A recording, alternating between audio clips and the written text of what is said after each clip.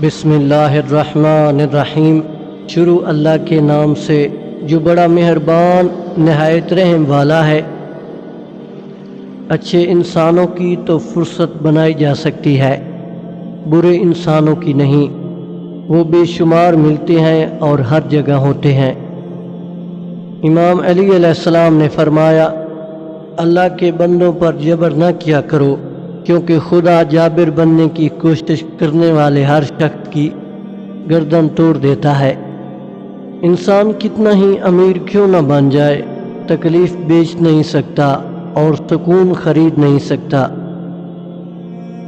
عادتیں نسلوں کا پتہ دیتی ہیں، ماتھے پہ کسی کے کچھ لکھا نہیں ہوتا۔